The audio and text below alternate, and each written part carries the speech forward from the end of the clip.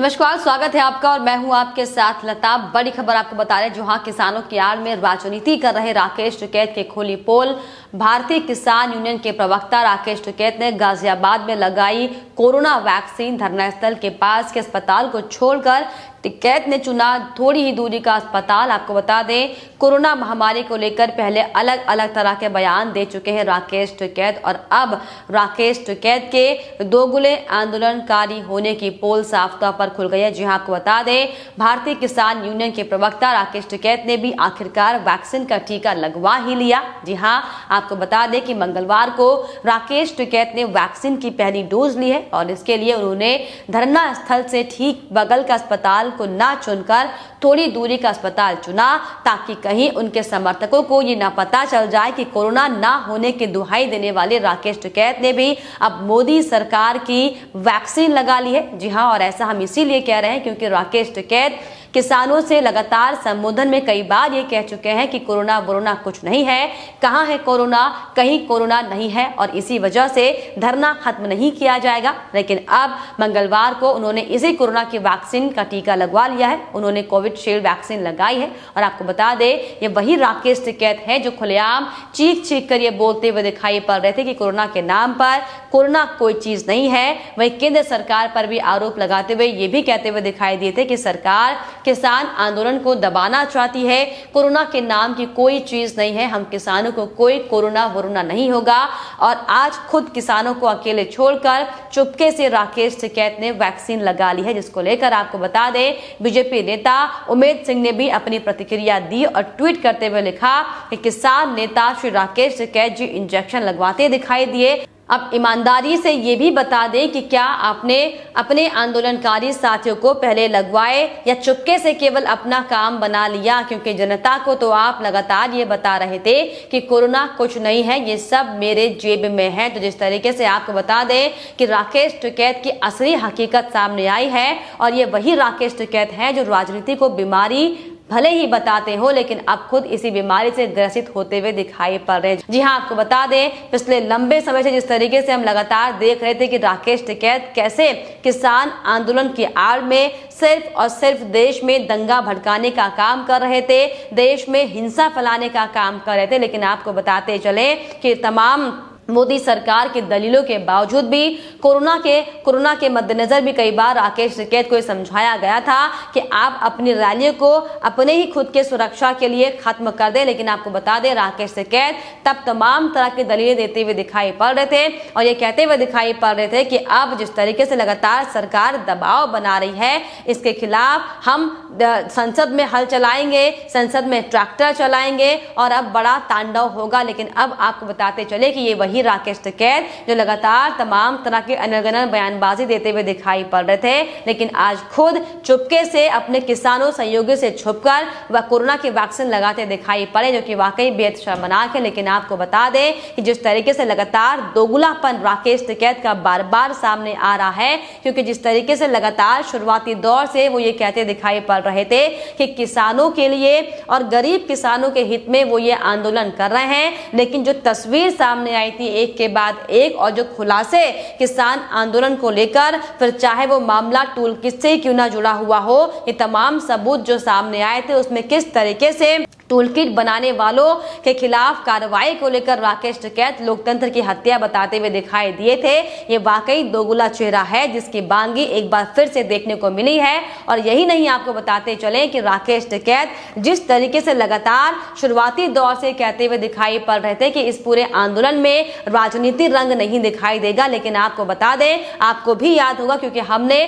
तमाम सभी report, ground की रिपोर्ट दिखाई थी कि कैसे राकेश टिकैत जो कि किसान आंदोलन को लेकर लगातार धरने पर दिल्ली बॉर्डर पर बैठे हुए थे, और किस तरीके से राकेश टिकैत ने अपनी राजनीति चमकाने के लिए गुजरात जाने की बात कही थी, केरल जाने की बात कही थी, और बंगाल में जाकर किस तरीके से लगातार राकेश टिकैत ने बीजेपी के खिलाफ वोट नहीं देने की अपील की थी। दरअसल ये साफ तौर पर दोहरा चरित्र राकेश टिकैत का दिखाता है, क्योंकि जो राकेश टिकैत सिर्फ और सिर्फ किसानों की बात कर रहा था, वो राकेश टिकैत सिर्फ और सिर्फ किसी विशेष विशेष समुदाय के एजेंडे के लिए काम करता हुआ दिखाई दिया, कि हमने देखा था कि कैसे तमाम हथकंडे राकेश टिकैत की ओर से इस्तेमाल किए गए थे, फिर चाहे वो आंसुओं की राजनीति हो, फिर चाहे वो लाल किले पर जो हिंसा हुई थी वो वाकया हो, या फिर उसके अलावा आपको बता दें कि इस तरीके से राकेश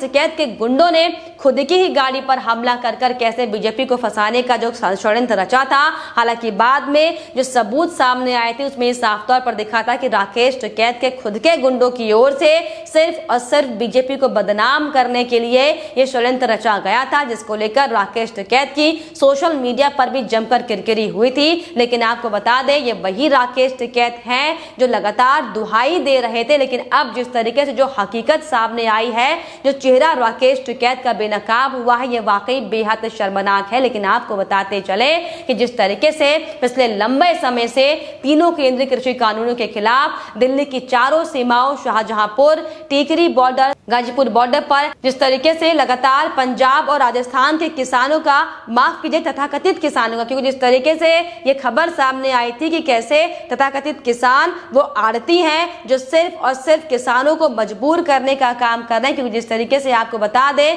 जब मोदी सरकार ने किसानों के हित में बड़ा ऐलान किया था और जिस तरीके से पंजाब में 1,64,455 किसानों के खातों में एमएसपी डायरेक्ट देने की बात कही थी और जिससे किसान काफी खुश हुए थे। और कई किसानों का तो ये भी साफ तौर पर कहना था कि उन्होंने 15-20 साल की किसानी में इतनी खुशी पहली बार महसूस की थी। लेकिन राकेश टिकैत और उनके जो बिचौलिए थे वो लगातार बौखलाते हुए दिखाई दिए थे। हालांकि आपको बता दें कि डायरेक्ट एमएसपी खाते पर भेजने को लेकर लगातार किसानों की ओर से जो प्रतिक्रियाएं सामने आई थी, लगातार किसान कहते हुए दिखाई पड़े थे कि ये सबसे अच्छी प्रणाली है, हमारे खाते में हमारी फसल के लिए भुगतान करने से बेहतर आखिर क्या हो सकता है। किसान साफ तौर पर ये बताते हुए दिखाई दिए थे कि इससे पहले आढ़तियों ने हमें लगातार एक चेक दिया था अपनी फसल को मंडी ले जाने के बाद और सब कुछ एजेंट के हाथ में होता था, खातों के अंतिम निपटान में समय लगता था। और क्योंकि आढ़ती हमेशा किसान की ओर से चुकाए गए किसी भी कर्ज को चुकाने के बाद भी भुगतान को रोकने का बहाना ढूंढते थे। और अब जिस तरीके से लगातार तस्वीर सामने आ रही है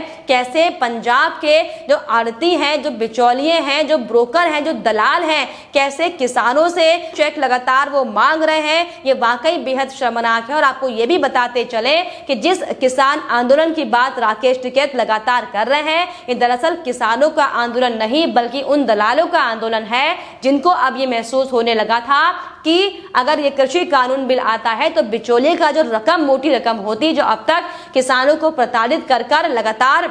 बिचौलिए मुनाफा कमा रहे थे, वो उनका खत्म हो जाएगा। और इसलिए यही वो दलाल हैं जो लगातार सड़कों पर अभी तक बैठे हुए हैं। हालांकि आपको बताते चले कि लगातार जिस तरीके से किसान आंदोलन की आड़ में जगह जगह पर जो हुड़दंग सामने आए थे, जो तमाम हिंसा सामने आई थी, उसने पहले ही राकेश टिकैत के किसान आंदोलन की पोल खोलकर रख दी थी। लेकिन अब आपको बताते चले कि जिस तरीके से राकेश टिकैत ने छुपकर अपने सहयोगियों से छुपकर जो टीका लगवाया, ये साफ तौर पर राकेश टिकैत की दोहरे चरित्र को दर्शाता है कि कैसे राकेश टिकैत अपनी खुद की जान बचाने के लिए उन तमाम मासूमों की जान को दांव पर लगाए बैठे हैं। हालांकि आपको बताते चले कि सुप्रीम कोर्ट भी साफ तौर पर राकेश टिकैत और उन तमाम लोगों को यह फटकार लगा चुका है कि आप खुलेआम इस तरीके से प्रदर्शन नहीं कर सकते। हालांकि आपको बता दें सुप्रीम कोर्ट ने साफ तौर पर कहा था कि आपको प्रोटेस्ट करने का अधिकार भले ही हो, लेकिन आप कहीं भी किसी भी वक्त किसी भी जगह प्रोटेस्ट नहीं कर सकते। लेकिन बावजूद इसके आपको बता दें राकेश टिकैत लगातार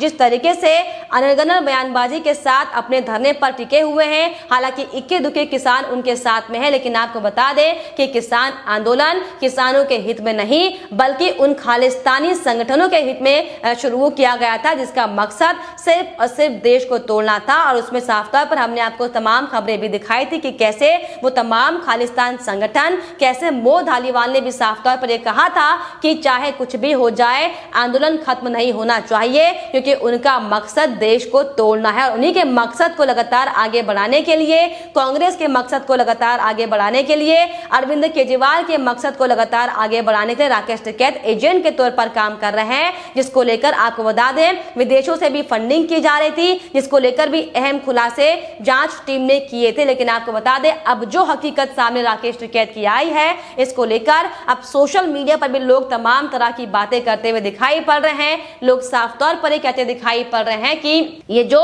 आप तो खुलेआम चीख चीख कर ये बोल रहे थे कि कोरोना नाम की कोई चीज नहीं है, हम किसानों को कोई कोरोना वोरोना नहीं होगा, सरकार किसान आंदोलन को दबाना चाहती है और आज किसानों को अकेले छोड़कर चुपके से वैक्सीन लगवा ली। किसान आंदोलन की आड़ में सिर्फ और सिर्फ राकेश टिकैत राजनीतिक गिद्ध बने बैठे हुए। तो तमाम प्रतिक्रियाएं सोशल मीडिया पर सामने आ रही हैं। लोग ये साफ तौर पर लिख रहे हैं, मुझे लगता है कि राकेश टिकैत को टीका तभी लगाना चाहिए था जब ये टैक्स देने को तैयार होता और हर 10 एकड़ वाले किसान को टैक्स देने के लिए तैयार करता। ये मोटे सेठ टाइप किसान मलाई खाते हैं और सब्सिडी की। तो तमाम जो आरोप लग रहे हैं राकेश टिकैत पर, जो हकीकत लोग अब साफ तौर पर राकेश टिकैत की बता रहे हैं, वाकई बेहद शर्मनाक है। कि जिस तरीके से लगातार अब तक मोदी सरकार की ओर से कि उनकी उपलब्धि में बनाए गए इस वैक्सीन को लेकर तमाम तरह की बातें तमाम विपक्षी लोग और साथ ही साथ राकेश टिकैत भी करते हुए दिखाई पड़ रहे थे। लेकिन अब जिस तरीके से राकेश टिकैत ने